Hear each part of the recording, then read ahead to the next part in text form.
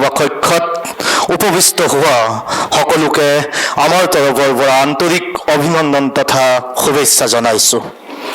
Ajmal senior secondary school হোজাইৰ সন্মানীয় অধ্যক্ষ আব্দুল নুৰ তালুকদাৰৰ বিশেষ পৰিকল্পনাৰে আমজাদ হুছেইন তালুকদাৰ, জাকিৰ আহমেদ কিবৰিয়াৰ বিশেষ সহযোগিতাত, মাধৱ মিলিৰ ৰচনা আৰু পৰিচালনাৰে, উপাসনা শইকীয়া আৰু ৰন্তু পাচনিৰ সহ পৰিচালনাত, সমূহ শিক্ষক শিক্ষয়িত্ৰীৰ সহযোগিতাত Ajmal senior secondary school Hojai ছাত্ৰসকলৰ নিবেদিত নাট আলোকৰ সন্ধান।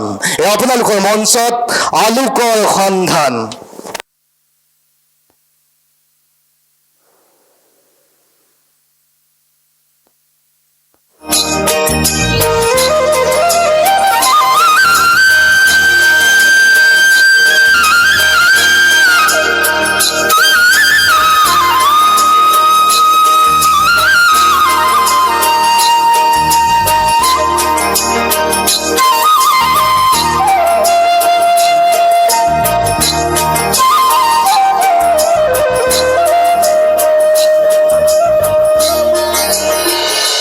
বাবু, অ বাবু, বাবু উঠ আকৌ, ৰিজাল্টৰ দিনো ইমান দেৰি হুৱেনে? এই ৰিজাল্ট হে, এনেও ভাল হ'ব, চিন্তা নকৰিবা, মোৰ ৰিজাল্ট ভালেই হ'ব। বা থৈ দূৰ কথা, মাকজনী হৈ মই চিন্তা নকৰিম নে? এতিয়া উঠ, যা গাটো ধুই ল, মই চাহকণ বনাই আনো।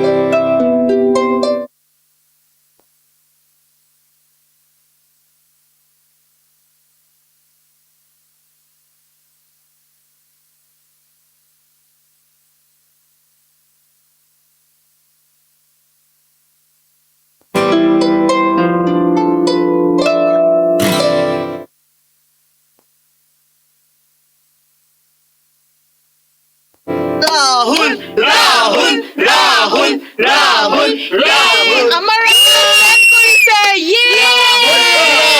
ৰাহুল ৰাহুল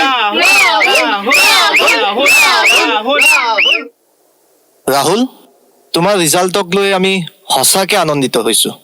তোমাৰ দৰে ছাত্ৰই আমাৰ সমাজখনক আগুৱাই লৈ যাব বুলি আমি দৃঢ় বিশ্বাসী। আমাৰ বিশ্বাসক কেতিয়াও নাভাঙিবা। বাই দ্য ৱে, তুমি কি পঢ়িম বুলি ভাবিছা? ছাৰ, আপোনালোকৰ আশীৰ্বাদ শিৰত লৈ আগবাঢ়িব খুজিছোঁ। আপোনালোকে দেখুওৱা বাটেৰেই আগুৱাই যাম, সমাজৰ এজন ভাল মানুহ হৈ দেখুৱাম। ছাৰ, মই আইন মহাবিদ্যালয়ত নামভৰ্তি কৰিম বুলি ভাবিছোঁ, যাতে সমাজৰ শোষিত নিষ্পেষিত লোকসকলক ন্যায় দিব পাৰোঁ। নমস্কাৰ, ইতিমধ্যে আমি উপস্থিত হৈছোহি যিখন বিদ্যালয়ৰ পৰা ৰাহুল বৰুৱা নামৰ ছাত্ৰজনে উচ্চতৰ মাধ্যমিক চূড়ান্ত পৰীক্ষাত অসমৰ ভিতৰত ৭ম স্থান লাভ কৰিবলৈ সক্ষম হৈছে। ৰাহুল, তোমাক তোমাৰ সফলতাৰ বাবে অভিনন্দন জনাইছোঁ। ধন্যবাদ। আজি এই শুভ ক্ষণত তোমাৰ কেনে অনুভৱ? হয়, আজি মই খুবেই সুখী। মোৰ সফলতাৰ কৃতিত্ব মই মোৰ শ্ৰদ্ধাৰ শিক্ষাগুৰুসকল, মা দেউতা আৰু মোক সহায় সহযোগ কৰা প্ৰতিজন ব্যক্তিক দিব বিচাৰোঁ।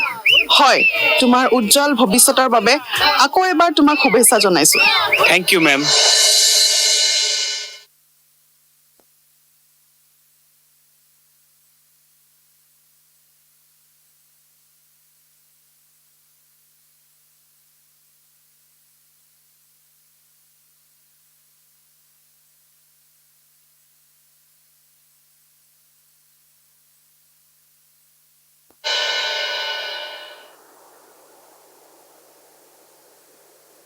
ৰাহুল, তই পকাই দিছ বে, বৰ নিৰস মানুহ এটা তই।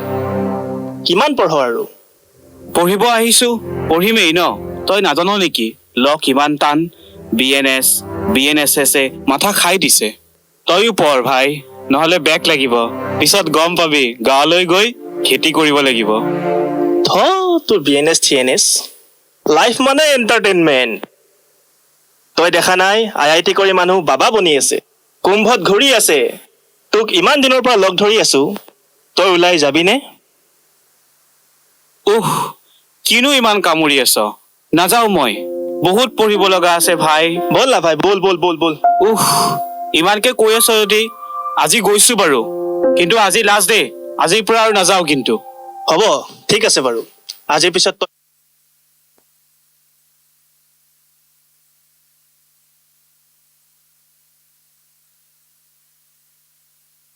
তোৰ এই বিএনএছকে পঢ়ি থাকিবি।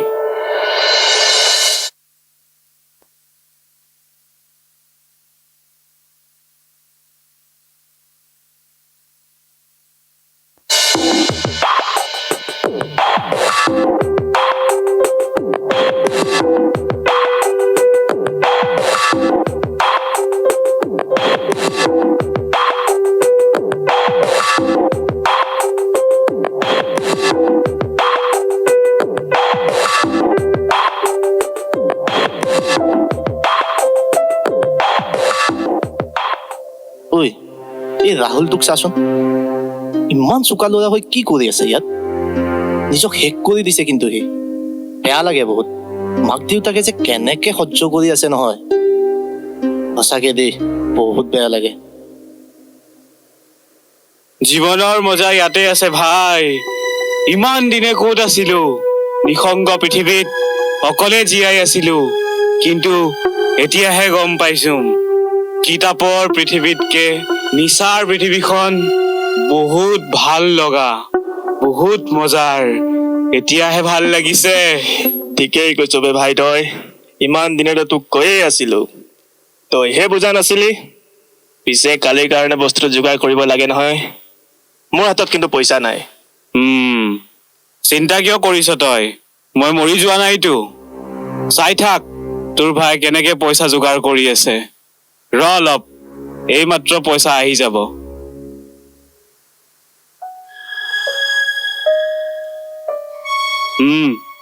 হেল্ল' মা, অ বাবু কোৱা। মোক অলপ পইচা লাগিছিলে। তোক যোৱা সপ্তাহতেইতো দিছো মই পইচা। ইমান সোনকালে টকা লাগেনে? কি কৰিছ ইমানবোৰ পইচাৰে? মই একো নাজানো, মোক পইচা লাগে আৰু কৈছো যেতিয়া মোক লাগিবই। হেৰ' বোপা, তই নিজেই চোন জান আমি মধ্যবিত্ত পৰিয়ালৰ মানুহ। তোৰ দেউতা ঢুকোৱাৰ পিছত পেঞ্চনৰ টকাখিনিৰে কেনেকৈ চলি আছো। তাতে দুটাকৈ সন্তানৰ পঢ়াৰ খৰচ, ঘৰখনতো চলিব লাগে। তই নুবুজ কিয় বোপা? চা মা, তই মোক এইবোৰ ইমচনেল কথা নুশুনাবি। আৰু এতিয়াই মোক পইচা লাগিব বুলি কৈছো, মোক পইচা দে। আৰু যদি পইচা দিব নোৱাৰ তেনেহলে জনম কিয় দিছিলি? দিবই নালাগিছিলে। তই বলিয়া হৈছ নেকি বোপা? ৰ, মই নিজক বিক্ৰী কৰি হলেও তোক পইচা দিম।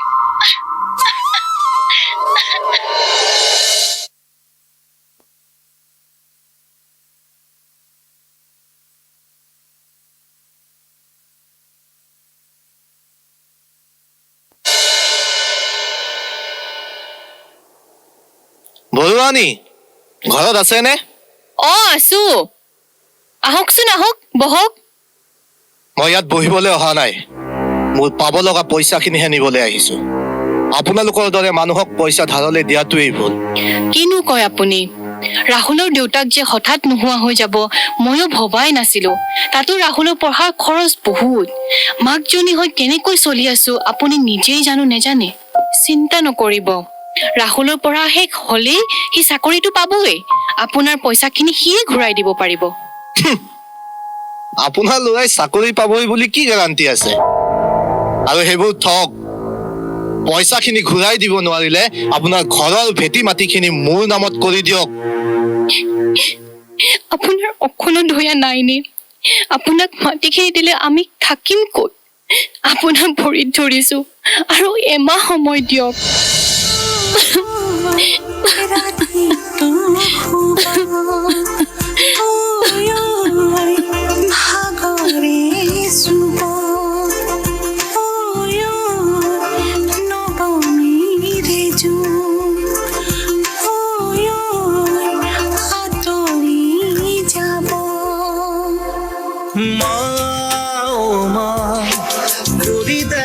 ক্ষমা কৰতে ভালো গালো জগ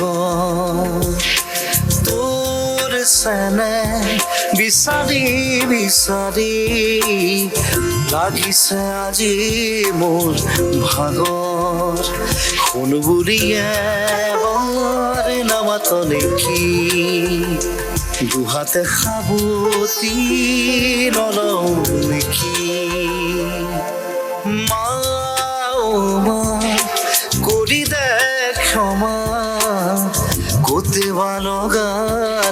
জগত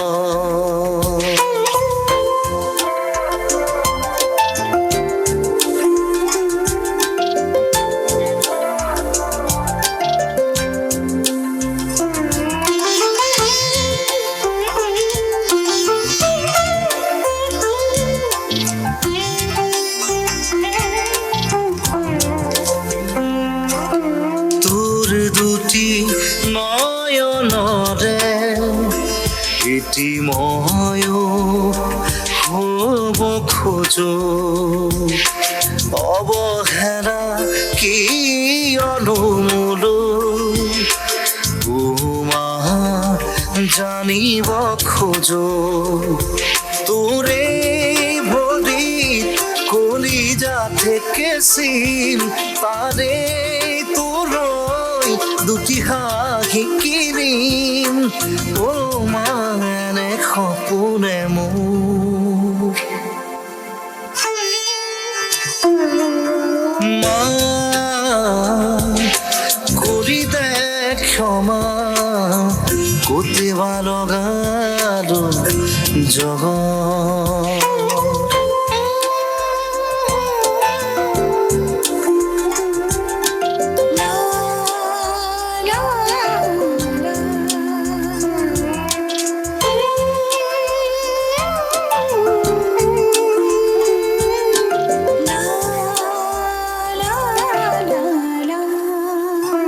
নিচুকনি শুনা যেন খোৱা নহল তোৰ হাতৰে হাতে বোলাই দিয় বুলি ৰুলো মাথো বহু বছৰে মৰা মৰা লৰালি যৌৱন ভিৰৰ মাজতো একাকী জীৱন ভাঙি দিবিহি এই সাথৰ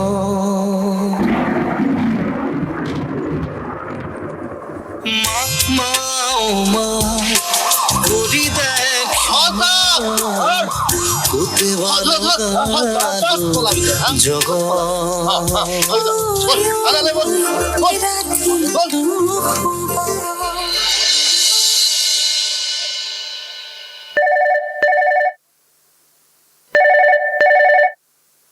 হেল্ল' আপুনি ৰেখা বৰুৱা হয়নে? হয়। মই হজাই থানাৰ পৰা কৈছো। আপোনাৰ ল'ৰা আমাৰ থানাত আছে। কি কিয় আপুনি আহিব লাগিব। মই অকলশৰীয়া মানুহজনী এতিয়া কি কৰিম?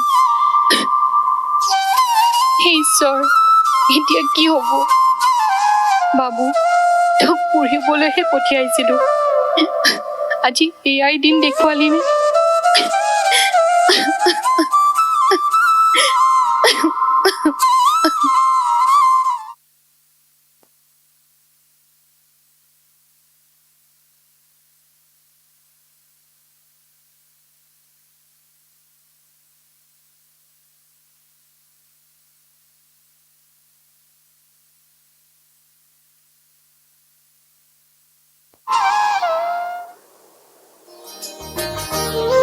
নমস্কাৰ, আপোনালোকৰ মাজলৈ লৈ আনিছোঁ এটি ভাল লগা খবৰ। এনে এজন যুৱকৰ কাহিনী আজি আমি ক'ম, যিয়ে জীৱনৰ বাটত নিজকে হেৰুৱাৰ পাছতো সফলতাৰ শিখৰত উপনীত হৈছে। হয়, আমি কথা পাতি আছোঁ ৰাহুল বৰুৱাৰ কথা। নিজক ড্ৰাগছৰ কবলৰ পৰা মুক্ত কৰি সমাজলৈ দিছে এক ইতিবাচক বাৰ্তা। যুৱ সমাজৰ প্ৰতি ৰাহুলে দিছে আশাৰ বাৰ্তা। আমাৰো একেই আহ্বান, আহক সকলোৱে গঢ়ো এখন নিচামুক্ত সমাজ। ইমান পৰে আপোনালোকে উপভোগ কৰিলে আজমল ছিনিয়ৰ ছেকেণ্ডাৰী স্কুল হোজাইৰ ছাত্ৰসকলৰ নিবেদিত নাট আলোকৰ সন্ধান। আমিও বিচাৰোঁ এখন নিচামুক্ত সমাজ, য'ত থাকিব প্ৰগতিশীল চিন্তা আৰু বিজ্ঞানৰ বাৰ্তা। আহক সকলোৱে মিলি এখন নিচামুক্ত সমাজ গঢ়ো। ধন্যবাদ।